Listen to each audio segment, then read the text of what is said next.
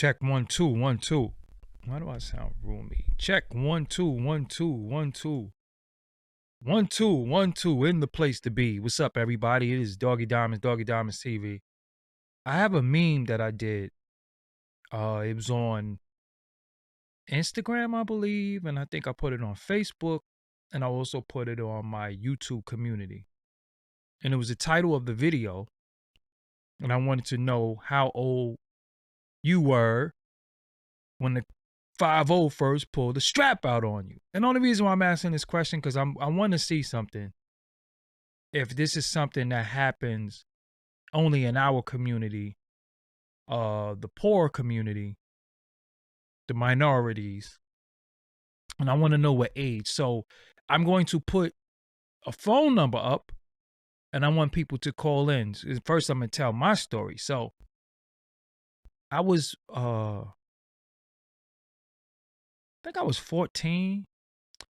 So I'm walking, mind them up. Now, let me just be real with y'all. When I was about 14, I wasn't an angel. I was mischievous. I wouldn't say that I was a burglar or a killer, a shooter, a stabber, none of that. I was just typical hood stuff fighting. You know, I wasn't really robbing anybody yet or anything like that, but I fought. You know, we fought. So I was walking, I had some records in my hand, and I remember the police saying, "Come here." And they pulled out. So as I looked behind me, all the homies took off and ran. They ran, but I know I didn't do anything, so I just kind of like froze and I walked towards them, but I had a bag of records in my hand. And as I walked towards them, you know, they had the gun on me and they was just like, yo, you know, put your hands behind your back and all that. But I'm like, yo, I got my records. So long story short, you know, I put my hands behind my back. They arrested me and they said that I did something that I didn't do. And of course I didn't do it. I was not convicted, not even basically they framed me. And when I think about it sometimes it pissed me off because it was traumatizing because hold on, this phone is making noise in the thing. It pissed me off because it was traumatizing because I had a gun in my head. I had a gun in my head and I went to jail. So I was about to do a party that weekend.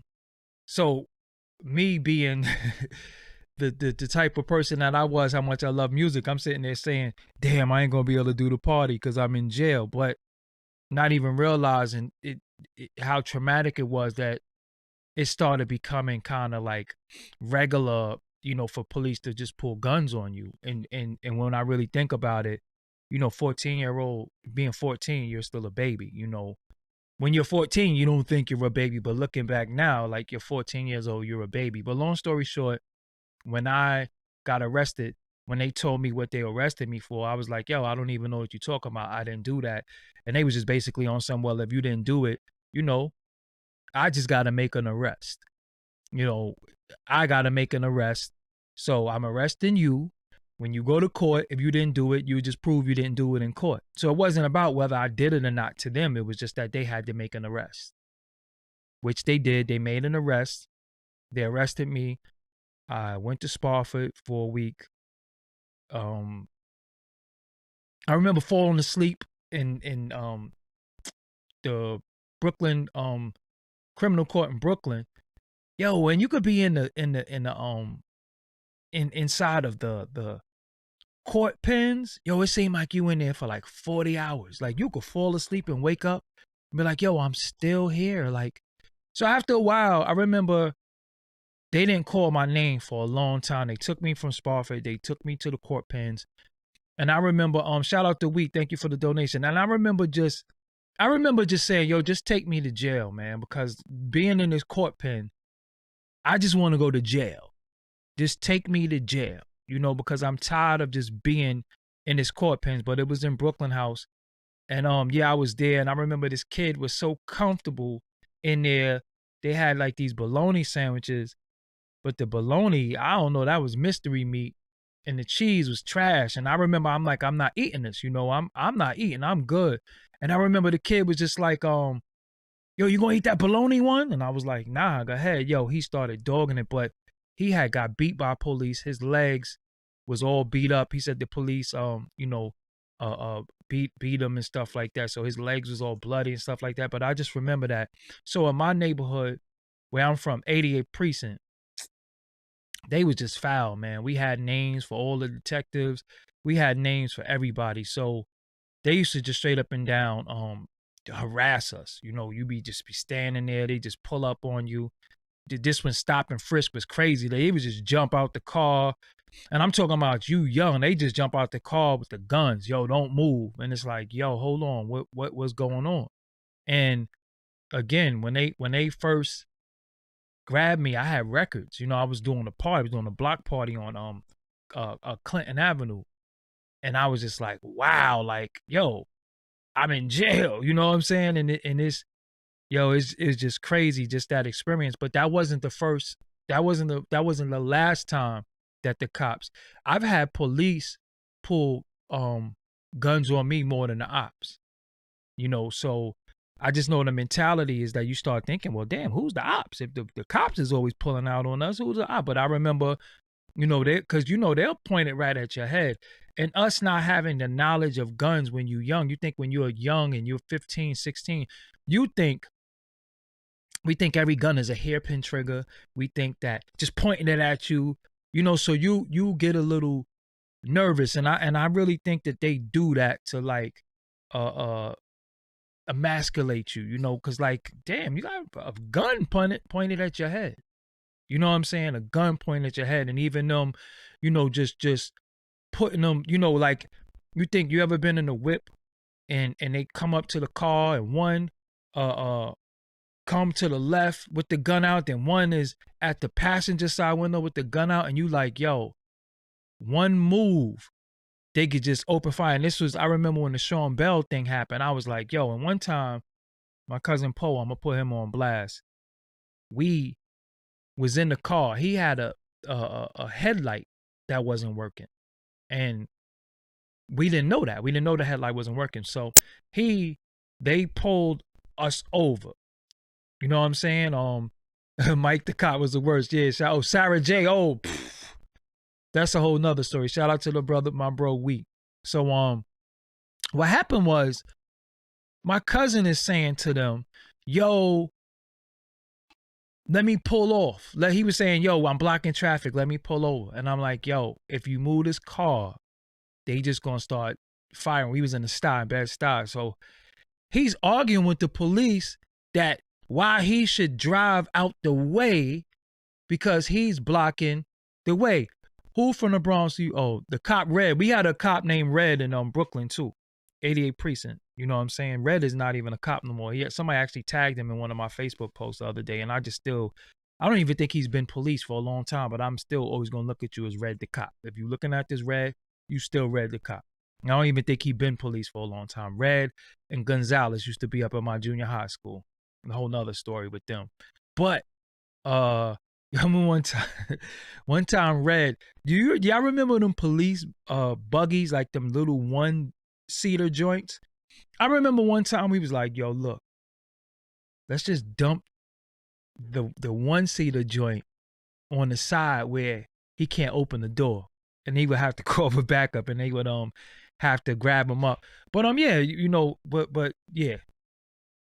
Just thinking about it, man, it's just mad traumatizing. But yeah, Red the cop. You remember Red Week. You know what I'm saying? But 88 precinct, we had cops, Batman and Robin, we called them. We had a cop named Freckles. We had Mighty Mouse, who locked me up, sucker. We had Batman and Robin. And we would laugh because I think every now and again the detectives had to put on uniforms. So I remember one time we see them walking with uniform. We didn't know that we thought they got demoted. So it was just mad funny. Like, look at these fools in uniforms. But yeah. So what I want to do now, I'm going to open the phone lines, and I want to hear some testimonies. I want to know your age. Well, your age.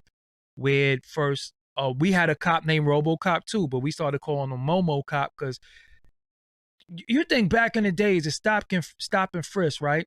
At any given time, you be walking, the police jump out on you and just feel your jump off. It's like, yo, hold on. I just got violated in the middle of the street. And I seen them, real talk. I seen police, and I know this was illegal. I seen them digging people ass in the street, like go all up in dudes' cavity in the middle of the street. And you think about it, they run down on you, put the burner to your head, search you all crazy on the main street, because my main street is Fulton Street. They search you all crazy. They do all this. So everybody on the bus looking. And if you're not dirty, you don't got nothing on you, they just be like, all right, stay out of trouble. But you just humiliated me.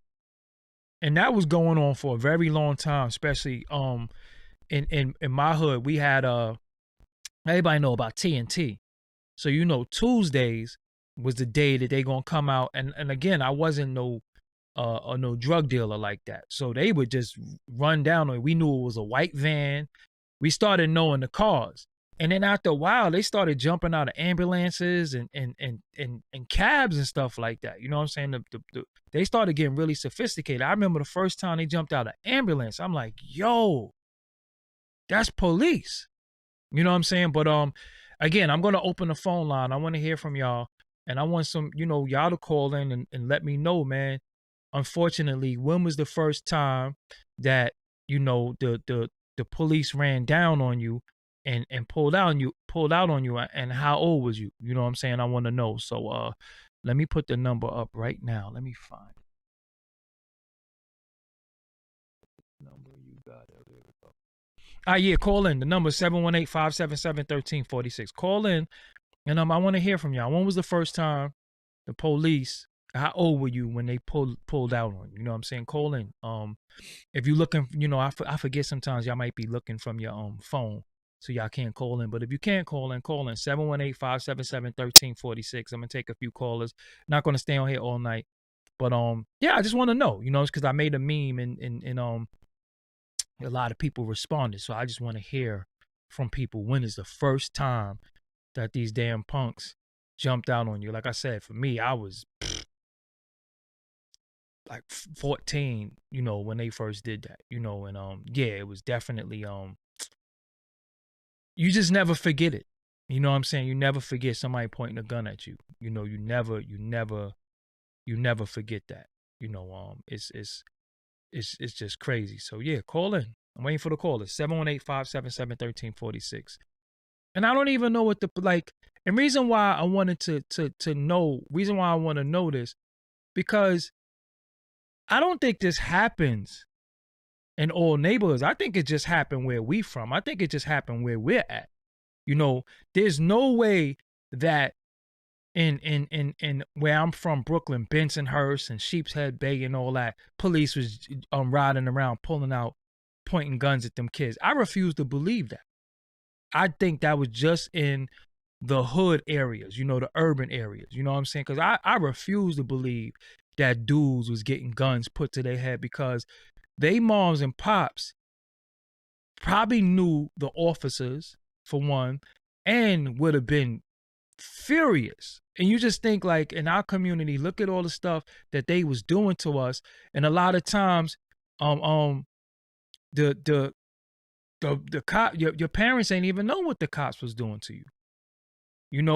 Just think about it. Because if we was just all guilty by association. Like, so if you was with them and because they used to just run down on us and just pull out on everybody.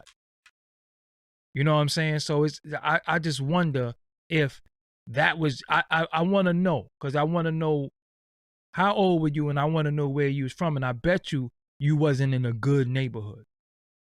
You know what I'm saying? I bet you wasn't in a good neighborhood. And just think about how traumatizing that is when that happens to you, because I don't care how tough you think you are. I don't care how much you don't care and you with whatever. When that joint is pointed at you, you kind of freeze a little bit. And again, you got to think, in our innocence of our age, we think every burner got a hairpin trigger. We think, and without, what we don't know is that they are trained to shoot to kill. They're not trained to shoot to maim. Because we always say, yo, why they don't shoot him in the leg? Why they ain't just shoot him in the leg? They're not trained to shoot in the leg. They don't. When you see them shoot at targets, is there any legs? There's no leg targets. It's chest and up, straight up and down. It's chest and up. So when you see them shooting at them targets, there ain't no leg shots. You know what I'm saying? But I got a caller. Let me take this call.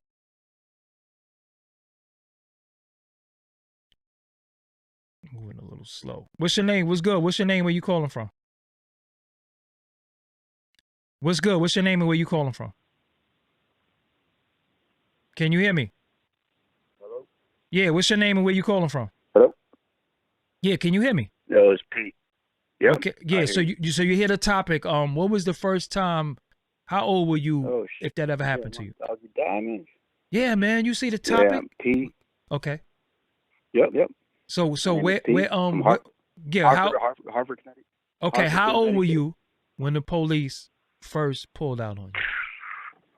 Well, I can't really remember the first time, but I remember one back in '94, summer '94, in Hartford.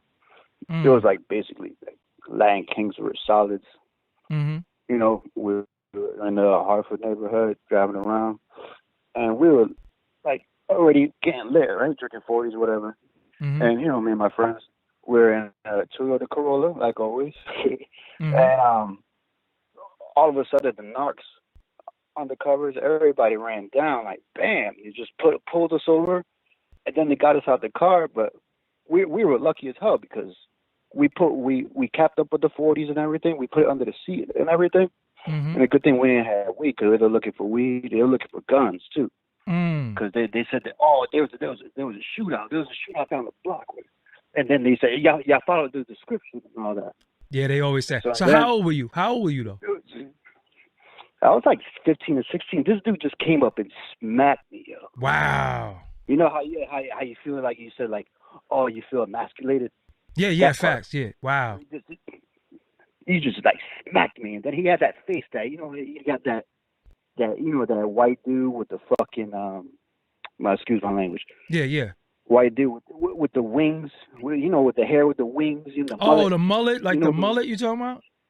Yeah. Wow. The mullet, the porno stash, he like that smirk, you know what I mean? Yeah. So he felt like he probably was a sucker growing up, so he had a chance to really run down on somebody. That's crazy, man. So did you grow up? So the neighborhood you from, was it a bad neighborhood though?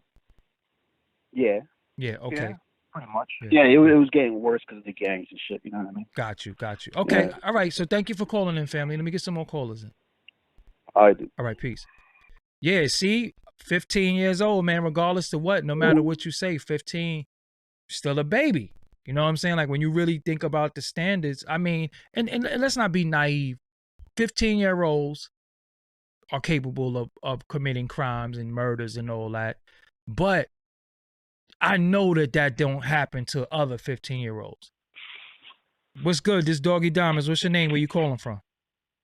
What's good, Doggie? My name's Amir. I'm calling from Long Island. L.I. in the building. So how old were you when the police first pulled out on you? So I was around, I'd say, 15, 16 when they first pulled out on me. Pretty sure it was over by Jones Beach on the Wantaw Parkway. Some state troopers lit us up, and we were tinted out. So, can you hear me? Yeah, I hear you. Go ahead. Hello? Yeah, I hear you. Oh, that fell. All right. What's good? This Doggie Diamonds. What's your name? Where you calling from? This is Ro, calling from Long Beach, California. Long Beach in the bill. I just was out there, man. I just left out there like last week. So how old were you? I want to hear this. Word. Yeah, how old were you when the police first pulled out? I was 15 years old. 15. Yeah, I was 15 years old, and I was driving, or I was driving my bike, riding my bike or whatever, and I just came for football practice. So like I'm literally wearing shoulder pads and everything, bruh. Wow. And I'm riding down the street off Atlantic, and I'm going down the street, and as soon as I As soon as I bend the corner and go to a gas station to get something to drink, 2 police cars run up on me. And when they run up on me, they instantly pull out the heat, like instantly, like right off top. And this young white cop, his last name was Lunger. I remember dude's name and everything. And when he pulled out the heat, he was like, "Say, get on the ground," and all that other BS. And I'm face down on the ground. 15. And he steps up and he puts 15, and he puts his foot on the back on my back where my shoulder pads are. And he held me down. He held me down with pressure too. And I'm like, yo, I didn't do nothing. He was like, you fit the description, da da da da da. And even me being a 15, I was like, so dude wearing football pads? And he was like, that's irrelevant. That's irrelevant. And so I was like, I can call my coach or whatever. And I called the coach, and the coach is he a white dude, well known in the area or whatever. And he verified. He was like, he just left here, so it couldn't have been him. So after that, dude let me up, and he was like, take your ass home. And I was like, I was going home, and then like that was really it. 15 years old. Wow. Same stories. And you had shoulder pads on, and so you obviously had on the uniform and everything. Like it was practice uniform? I had my helmet. Yeah, I had my helmet literally sitting on my handlebars. Wow. Like on the edge. Wow. Yeah. Sorry you had to go through that, bro. But this is why I did this topic, because I want the world to hear that many of us have been traumatized as babies by these dudes pulling out guns on us. And it don't matter what you have on. You can have on a baseball uniform, because there is no criminal uniform. The real criminals wear suits. So there is no criminal uniform. You know what I'm saying? But thank you for calling, Straight bro. up. Let me get some more callers in. All right, man. All right, take it peace. easy. Yep. Yeah, man. Like this is this is important to me, because I really wanted to show y'all, like, there is no criminal uniform. There is nothing that we can possibly wear to say, oh, he had this on, and like I said, I'm not going to be naive, as some of the young guys out there who have been exposed to the streets, not saying that the criminals don't come in different ages. But listen, man, we were straight up and down getting stopped and frisked. And like I said, just as a young man, the first time you get your privates touched, and you got to think about it, you're a child. Think about it, you're a child, you're 13 years old, and some of us, believe it or not, in the hood, haven't been exposed to white people like that. Believe it or not, some of us grew up in neighborhoods where there are no white people. So your first experience with white people is them jumping out on you, grabbing your privates, feeling on you, and putting a gun to you. You think about it, you're a child though, so that's almost like fondling. You know what I'm saying? It's like fondling a child. And I believe that they should come up to you and say, how old are you? Like, I don't even mind if you come up to me, tell me, put my hands behind my back, and just hold me. But you think somebody run up on you, and they used to always say, you fit the description. You fit the description. But then their running joke is, y'all all look alike. So we all fit the description. When you really think about it, we all fit the description of each other. Especially like when it comes to fashion. You think when fashion come out, we all wear like the same thing. If Carhartt is out, we all got Carhartt on. So anybody with a Carhartt gets a gun pulled on. I got a caller. 256, what's your name and where you calling from? What's going on? It's Joey C. I'm calling from Alabama. Alabama, whoa. So I'm scared to hear this, but how old were you when the police first pulled the heat on you? Okay. Well, one of the first times the popo pulled out on me, it was actually my cousin, and I was walking home from middle school with a group of my friends, and I seen him pull up. Nobody knew who he was. I knew who he was. You know what I'm saying? He rolled up on me, threw me on the hood. Started grab my junk or whatever. My friends is looking. He pulls out. What are y'all doing? Where you going? You know what I mean? And it was kind of awkward, you know what I mean? I didn't say anything about him being my cousin, to my friends or whatever. But, when he left, everybody's looking at me like, what you got going on? And I'm like, Nothing. I mean, we in the 7th grade. You know what I Wow. mean? So it was your blood relative who did that? It wasn't my blood relative. It was my stepfather, his relative, his Oh. cousin. Well, he's a weirdo. He's a weirdo. 100% Yeah, a definitely. weirdo. Definitely. And I mean, literally 7th grade. And he's grabbing my junk. You know what I mean? So I when mean, you get it home, was you just didn't kind of tell crazy. your stepfather, anybody, any adult, you didn't tell, like, yo, cousin such and such just did this to me? Nah, I didn't. Wow. I didn't. See, yeah, that's what we need to tell the youth too, man. When that happens to you, go home and tell. You know what I'm saying? Because Right, it's right. something called they be harassing you too. You know what I'm saying? They like Definitely. yeah, they be harassing. So 7th grade, damn, how old is that in 7th grade? What are you like 12 or something like that? 13 in 12. 7th? Yeah, I had to be about 12 years old. Yeah. See, that's what I'm saying. Wow, crazy. So you Yeah, didn't we go even, through it. and you walking home from school, and he And I'm singled walking you home out from and school. grabbed you. Oh yeah, yeah. And I mean, like I said, he had known me, for years at this time. You Wow. know what I mean? He knew, I was a hooper. You know what I mean? I wasn't really in the streets like that. You know what I mean? Wow. It was just one of them things. I never could understand it. Is he still alive?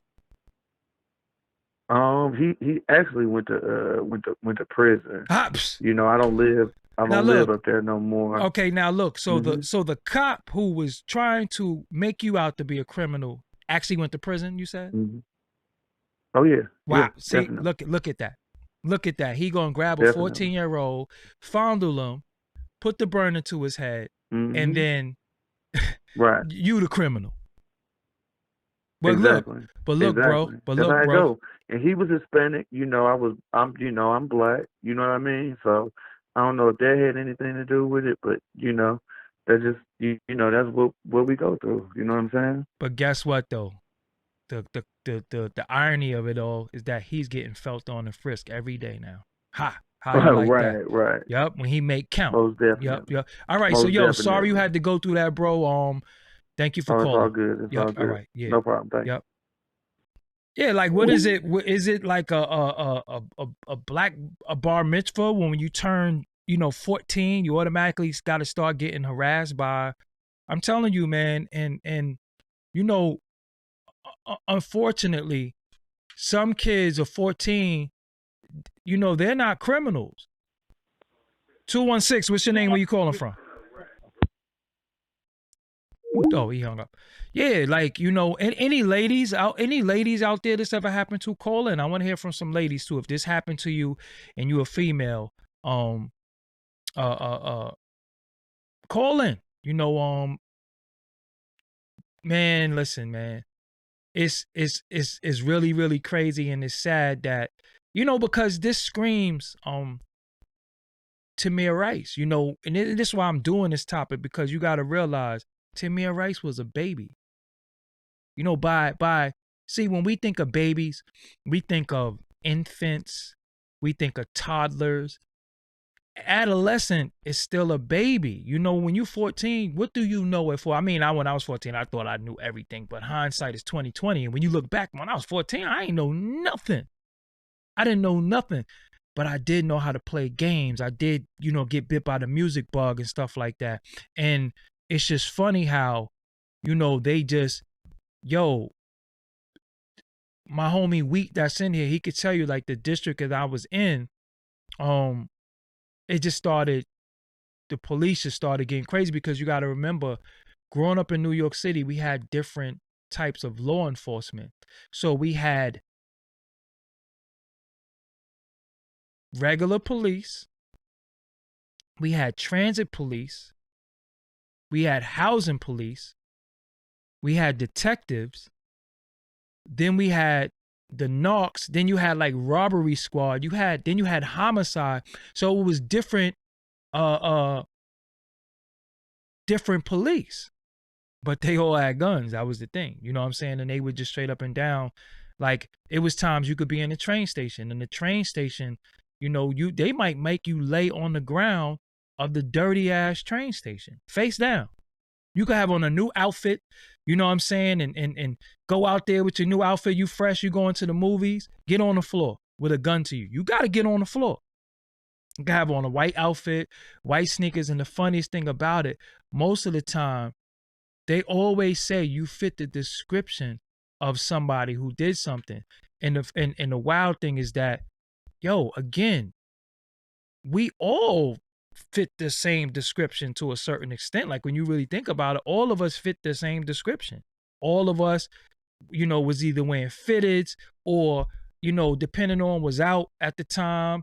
You know, everybody might be wearing three-quarter length jackets or wear bubble gooses and all that. And it's just crazy, man. It's just crazy how, you know, they do us. And then that's where that resentment, the reason why I'm saying this too, that's where that resentment coming at. That's when we just be like, yo, F the police. You know what I'm saying? Because the first time you've been traumatized was by them. And their slogan is to protect and serve. But who's protecting us from them? You know what I'm saying? Who's protecting us from them? And like I said, I had records in I had a bag of records. And they just ran down on me. And again, that wasn't the last time that they pulled a gun out on me. You know what I'm saying? One time, I was sitting in a car. I had my Motorola two-way pager in my hand. I had the silver one. So I hear somebody whistling, and then they walk past, and then next thing I know, he was just like, don't move. So I was like, yo, I'm getting robbed. Because the dude was like it was in Jersey. The dude was like he was like 300 pounds or something like that. So I didn't think he was a cop, because if he was a cop as big as he was, I know he failed all physicals. You know what I'm saying? Straight up and down. But I heard a whistle, and then I hear don't move. I was like, I'm in a Jersey hood. Don't know nobody. I'm getting jacked. But come to find out, he was police, but he had it right to me.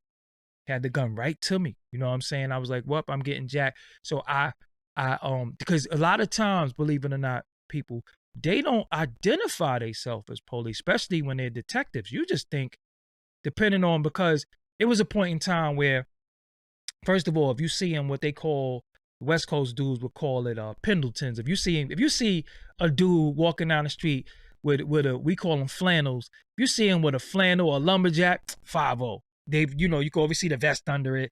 You see the flannel with the vest. That's 5-0. So you can see them a mile away. But then they started getting younger and younger. You started having to second, like, hold on, I don't know if that's police. And then they wasn't identifying themselves after a while. They was just running down and just pulling out. So you like, so if you was somebody who was in the street, you'd be ready to bang out, but you don't even know that you banging out with police. But most of the time you think about it, yo, you was a kid. And again, look at the stereotype that all of us from the hood that are of a certain age are automatically in the streets. We're automatically criminals. We're automatically, drug dealers, hustlers, and robbers and all that. And I'm going to tell y'all, I'm going to be 100% with y'all. The police know who's who and who doing what. Straight up and down, they know who's who and doing what. So a lot of times when they run down on you and do that, they just doing that to put fear in you. Straight up and down, because they know who's who. You got to think, they ride around and they take pictures. When they're not, and they have photo arrays of people, they know who's who and who's doing what. They know who's the good kids and the bad kids. They know that you just be in the park playing basketball and, you go home. But it's just going to be that one time. Yeah, I remember I was walking down Gates Avenue because, again, I'm, my neighborhood, I've been living in my neighborhood my whole life. So I'm very popular. So sometimes when I ain't want to walk down Fulton Street, because I didn't want to stop and talk all the time. So I would take Gates. And I remember walking down Gates Avenue and I got to like Gates and Cambridge. And they was riding. And I had my hood on because it was brick ass cold outside, and I was walking, and I didn't look at them. Like I seen them on my peripheral. I'm like, up, there go Jake. So I kept walking, and they rode and they nudged me with the car. Like they hit me. They didn't hit me to knock me out or hurt me, but they nudged me so I could look at them so they could see my face. And when I looked at them, I was like, yo, what y'all doing? And they laughed. I was, yo, man, listen, they really did a number on us. And then they be like, then they wonder why we don't trust them. Then they wonder why, even in our most dire state, we just refuse to call them. Not even because people gonna call us a name or whatever. We just ain't calling them because when you're the victim, you get made out to be the villain. How many times you call them, right? And well, not you, because I never called them before. But you've seen people call them, and even for the ladies or whatever that might have called them before, you call them, and how many times it's one to be talking to you, and then one to be sitting there like, you lying. You know what I'm saying? And then you be like, damn, I called y'all to help me. Like my crib got broken into or my car got broken into. And they get there, it's just like, yo, like I was a victim of identity theft recently.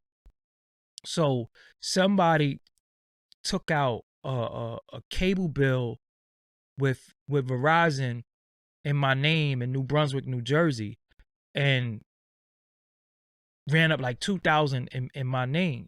So Verizon called me like, yo, you owe this bill. I'm like, oh, I never lived in New Brunswick, New Jersey ever. I never even been there. I don't even know where that's at. So they're telling me, well, you got to go down to the precinct and file a police report. I'm like, what? Nah, it got to be another way. It got to be another way because it got to be another way. First of all, how does somebody get to use my information? I got to prove that it wasn't me.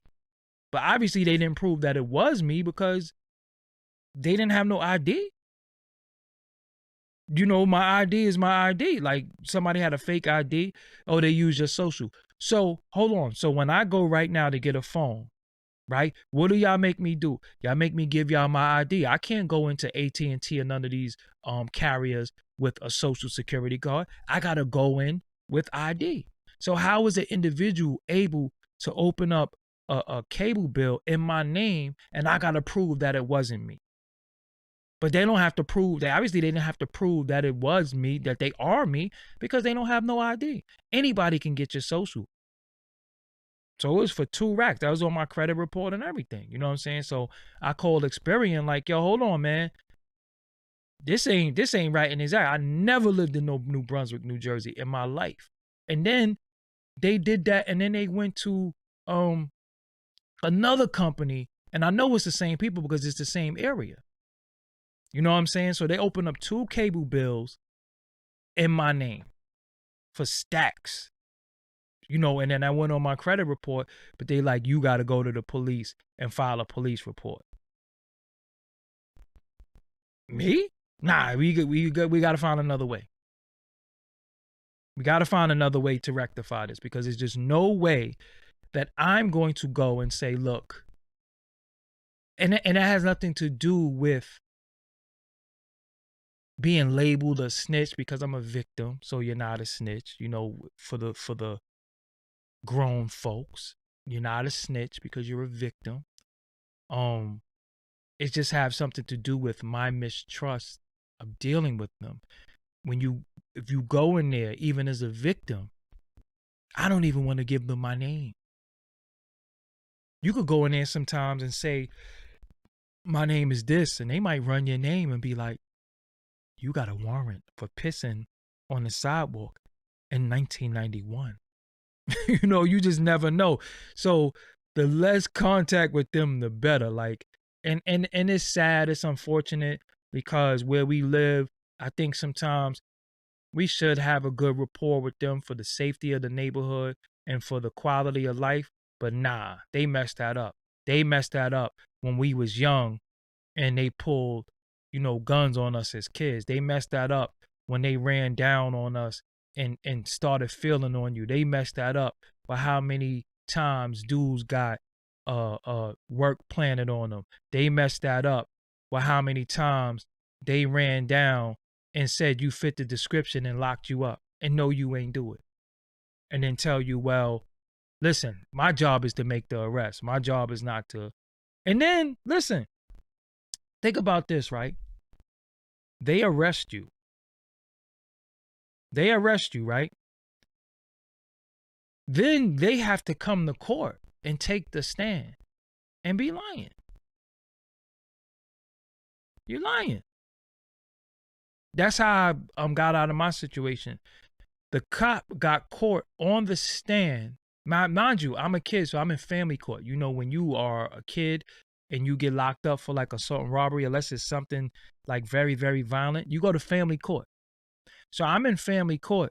This fucking idiot is on the stand talking about, yeah, I changed this height and description. So my lawyer was like, because I didn't have no money, so I had a legal aid, So my lawyer was like, so when you took the police report, what was his height and description? It was this. It said, so why later on did you change it?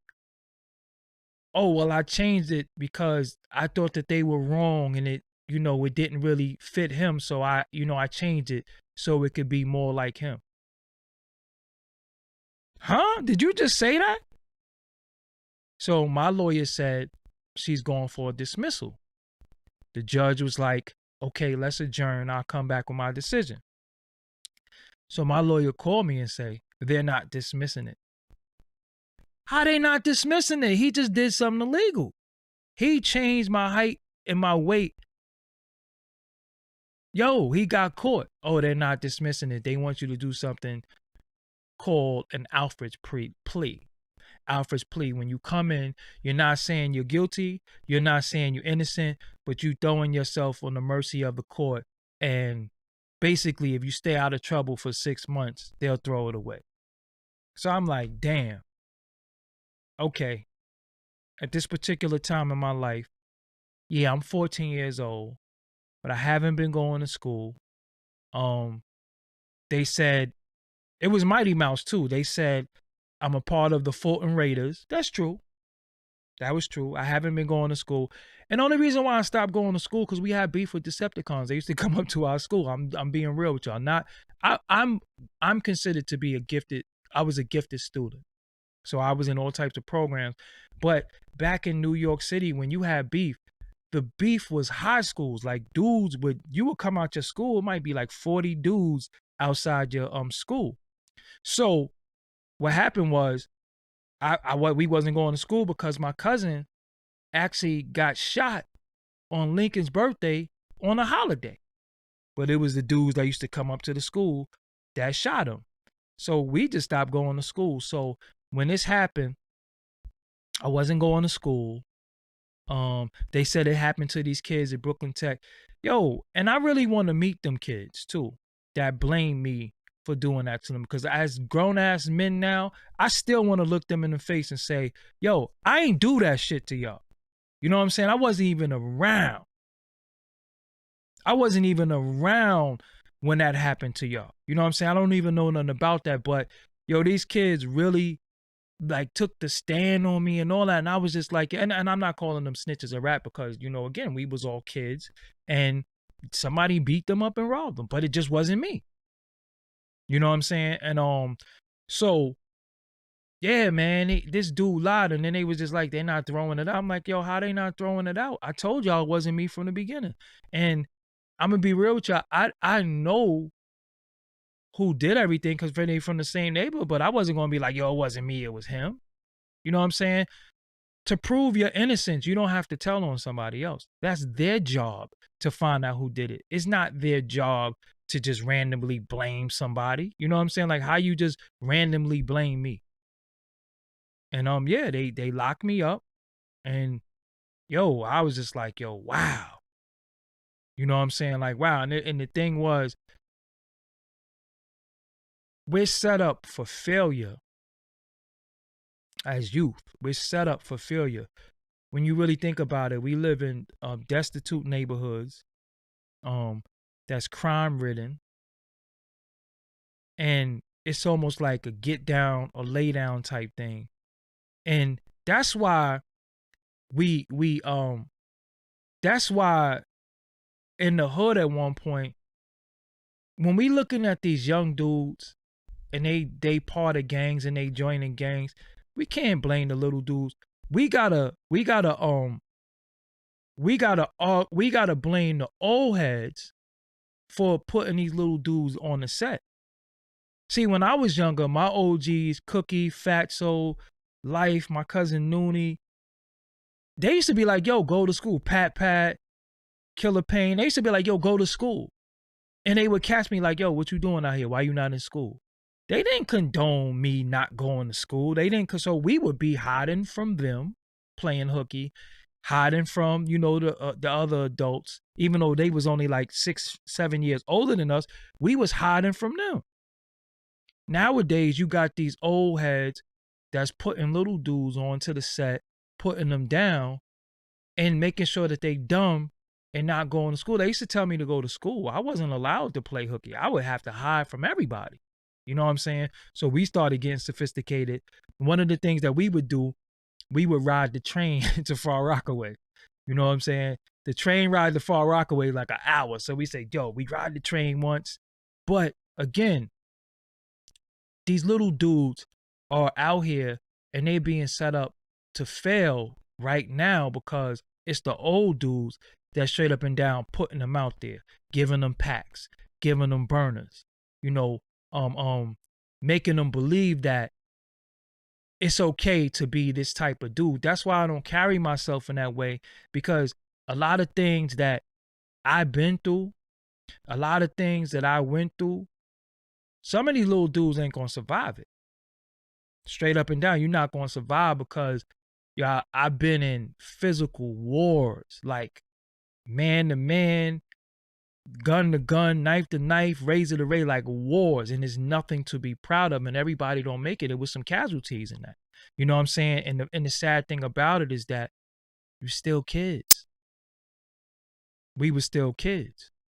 And I always tell you I lost a lot on the way. You know what I'm saying? The first friend that I had that died was my friend Yaya. He was 15. 15, got shot up. You know what I'm saying? But I remember the older heads was telling him to slow down, you gotta chill. But again, we become members of our environment and we think we don't want to get eaten alive. So we turn, and you gotta think, most of the time you turn a certain way because you scared. Not because you really want to go out and inflict pain on anybody. You scared. I remember growing up in Brooklyn in the 90s, from like 91 to like 94, just being scared, just going outside. You never know, from like 1990 to like 94, just going outside. You never know when you're going to get shot at. You never know when you're going to get jumped. You go to summer youth, where you go to cash your check for summer youth, they there waiting to rob you. It was a lot. And again, the police knew who was who. And the police knew who did what. The police knew who, straight up and down. Yeah, rest in peace to my man Yaya. Shout out to Week for the donation too. They knew who was doing what. So what happened was, see, one of the people that y'all know from the conscious community is A.A. Rashid. We know him as Ahmed, but y'all know him as A.A. Rashid. And this dude was brilliant since we was a child. Y'all think the brilliance he got now? Ahmed always been like that. Straight up, he's always been brilliant. But due to his living circumstances and some of the things that he went through, you come off the porch and you go outside and you get jammed up. And even if you know better, sometimes it becomes survival. And then your biggest op becomes the police. Because then they start arresting you for stuff you didn't do. And then jail, you almost get conditioned for jail. Because you got to remember, if you grew up in foster care, if you grew up in group homes, if you grew up and stuff like that, it's almost not really foster care, but group home and all that. It's almost like jail. So this mentality that you grew up with from being in group homes, you already conditioned. You already know how it's going to go. Yeah, I'm going to come in here. I don't want nobody to mess with me, this, that, and the third. So you almost getting conditioned. And many people from our neighborhood grew up in group homes, was foster kids, so, or went to a school that had kids with behavioral problems. It wasn't even that they wasn't smart, it's that they had behavioral problems. So when you had a behavioral problems, it didn't matter your intelligence, they put you in a school. You know what I'm saying? I used to call them 600 schools. So you would be in a 600 school, you could be smart as hell, but you have a behavior problem. Now me, I developed the behavioral problem later on in life because my father suffered from substance abuse. So my home life was trash. So when I go to school, you think I'm gonna go to school and be cool with it and be, yeah, I'm a gifted student, but I also ain't eating 2-3 days.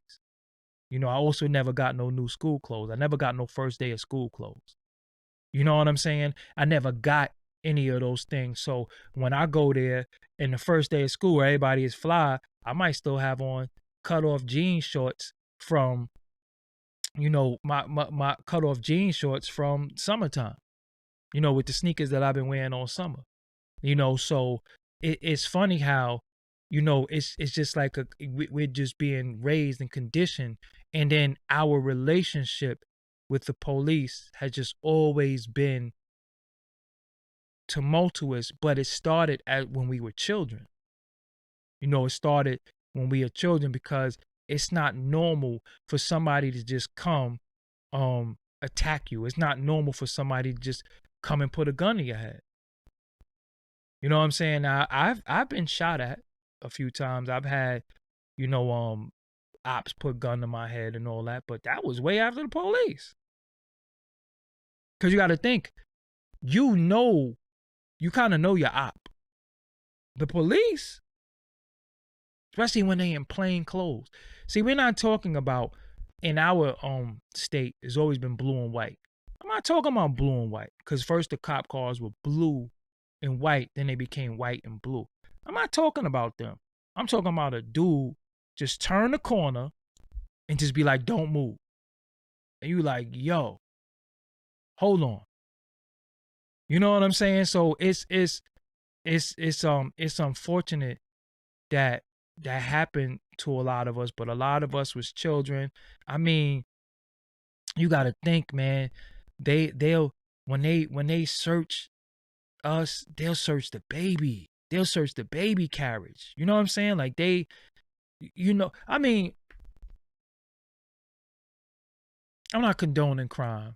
I'm not saying it's cool. I'm not saying being a criminal is cool. But even if they search the baby carriage and the baby carriage got a little, at this particular time, a ounce of weed in it, you really gonna go through the baby's pamper and all this stuff for an ounce of weed? Just really think about that. Just really think about that. So the baby's gonna get taken. You're going to jail for an ounce of weed. So now they're legalizing it. But what about all the dudes that got all these charges on their records for weed? Is it all going to get expunged? Are you going to take all that away? Is dudes going to be able to give some of them Fs back? You know what I'm saying? Because some people got Fs. And then there was a particular time, let me tell y'all something else. There was a particular time where they had detectives in New York City that was just coming out looking for guns. So you could have a quarter of weed on you, and they like, yo, I don't care who got the guns. New York had got really, really desperate at one point. So they was allowing the drug selling to go on.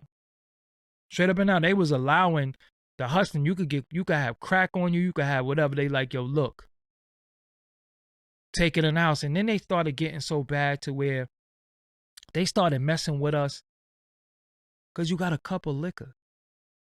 Or I remember I got a ticket before for public drunkenness. I'm like, public drunkenness? I ain't even been. So I was sitting on my step and they was walking down Fulton. Now, from where I live, it's called 488 Waverly. The corner's a little ways off.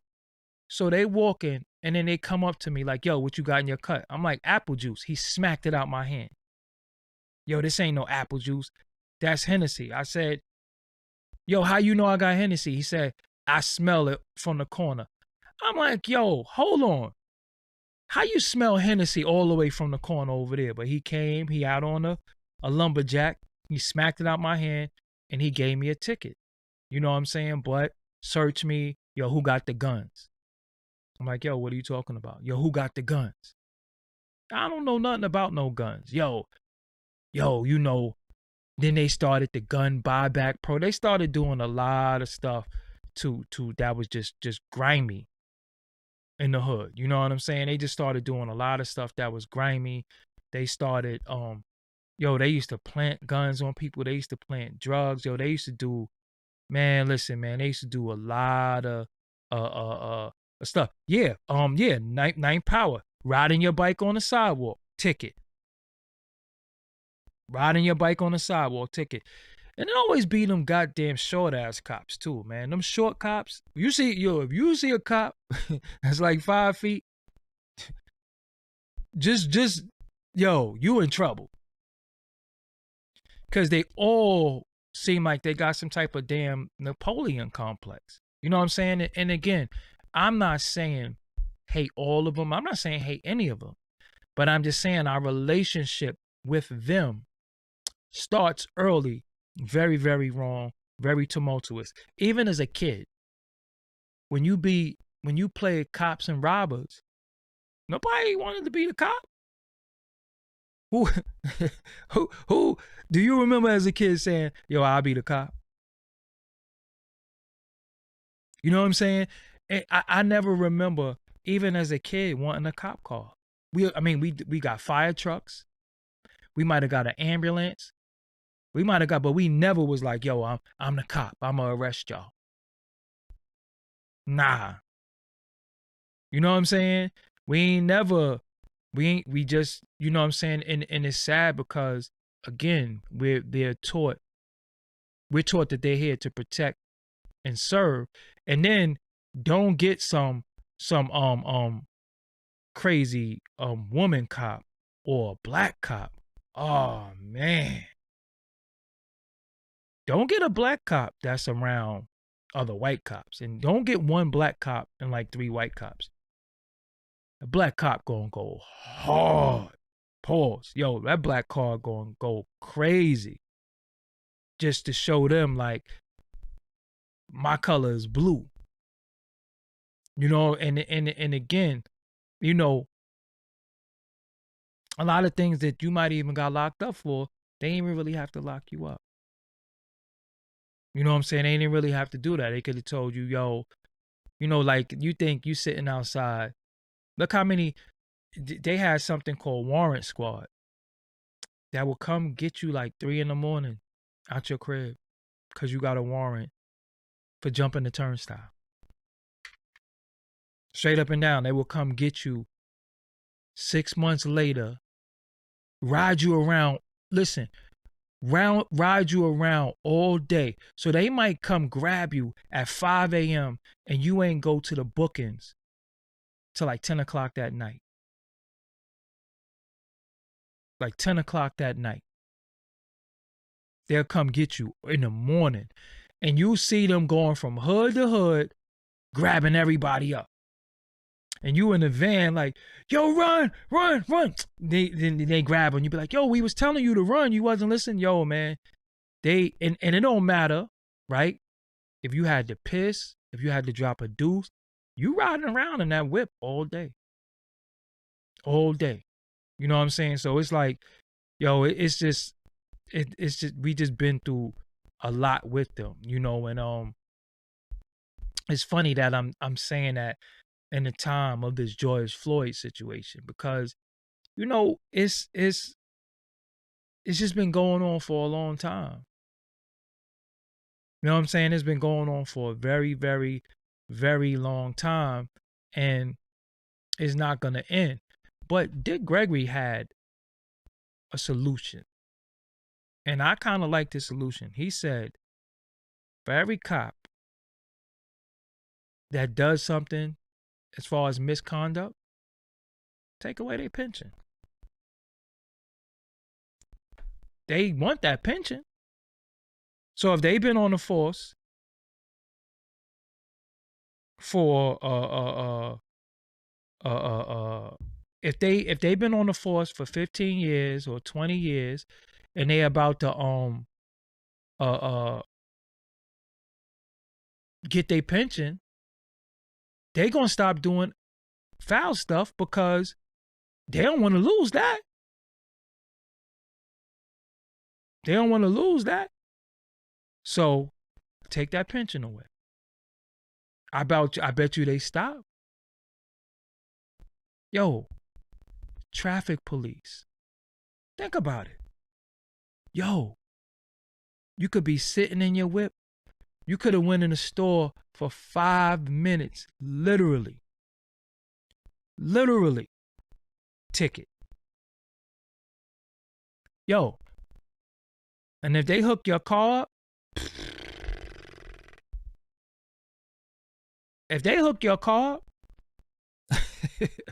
your car is getting taken. I've never seen nobody get their car hooked up by the police tow truck and took their car down. You gotta have some Bishop Magic Dawn Wand game to get your car down. You know what I'm saying? Like, you are not getting your car taken down. Once they hook that car up, and then you ever had them hook your car up and be like, yo, give me $800. $800? Who got $800 on them? But it's just the way, man, the way that they do us, even for us to see, dude with his knee on dude neck, and I'm trying not to say the names too much because it picks up, but the guy with the deceased homie with his knee on his neck, like, what is that about? And not to mention, sometimes they run down on you, and not only do they put the heat on to you, sometimes they just run up on you and slam you.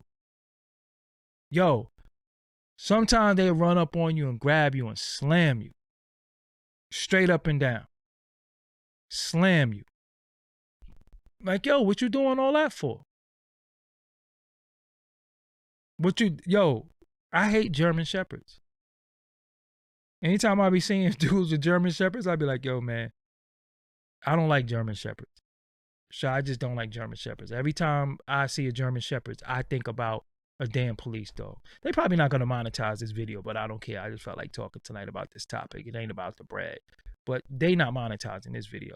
Straight up. But that's how they do me when I talk about real stuff. They be like, yo, this video does not fit for advertisers. You know what I'm saying? But cops will slam you. Yo, I think, physical contact by anybody is a violation when you think about it.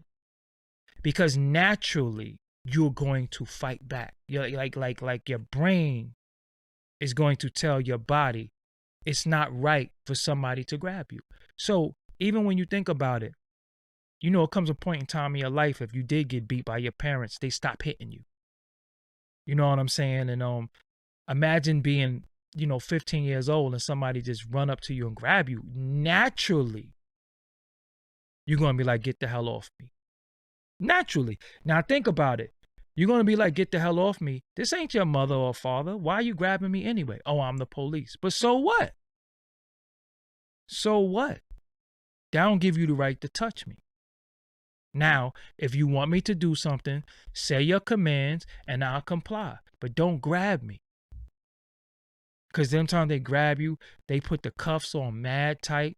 Sometimes they hold your arm, but you have your arms behind your back and they pull your arms up a little. Yo, they've done a lot of dirty stuff. And you think about some of them babies, these little 7, 8-year-olds that they handcuff, traumatized. So it's like we always living to be traumatized. You know what I'm saying? And we're traumatized by people who so-called here to protect and serve. They're the ones traumatizing us. And again, in some of our hoods, oh, my OG Cook,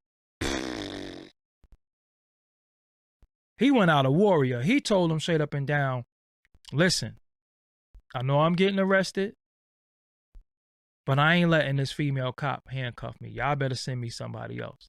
And she was like, put your hands behind your back. She said straight up and down, look, if she grabbed me, I'm slamming her. I told this story before too. Yo, the female cop grabbed him. Yo,